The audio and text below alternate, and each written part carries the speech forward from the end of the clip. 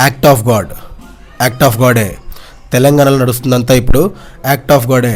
మీరే కదా తెలంగాణ దేవుడు అన్నారు, పాలాభిషేకం చేశారు, ర్యాలీలు చేశారు, సీట్ ఎక్కిచ్చారు.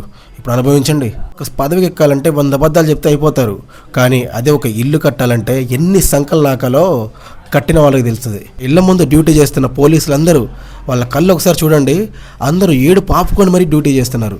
అండ్ బుల్డోజర్ డ్రైవర్లు వాళ్ళందరూ కళ్ళు నీళ్ళు అట్లా హోల్డ్ చేసుకొని పని చేస్తున్నారు. ఎందుకంటే తప్పదు, వాళ్ళకి ఇష్టం లేదు, ఈ చేసే పని పాపమని వాళ్ళకే తెలుసు, కానీ ఏం చేయలేని పరిస్థితి. వచ్చిన కొత్తలో హైడ్రా అన్నారు, అప్పుడు కూల్చేశారు ఇల్లులు, మళ్ళీ ఇప్పుడు ఇంకో పేరుతో మళ్ళీ ఇల్లులు కూల్చేస్తున్నారు. మళ్ళీ తర్వాత ఇంకేం చేస్తారు సార్? తెలంగాణలోకి ఇల్లులు కట్టుకోకూడదా?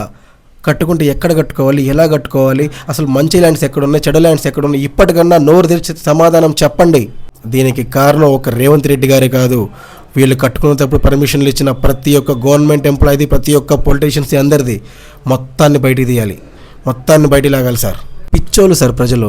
మీరు మంచి చేస్తున్నానగానే నమ్మేసి ఓట్లు వేసేసారు, కానీ వాళ్ళకి తెలియదు కదా సీటైకి నాకు ఎవరు ఎట్లా మారిపోతారనేది. ఇప్పుడు కల్లారా చూశారు కదా, నెక్స్ట్ టైం జాగ్రత్తగా ఉంటారు. ఇప్పుడు జాగ్రత్తగా ఉండాల్సింది వాళ్ళు కాదు, మీరు.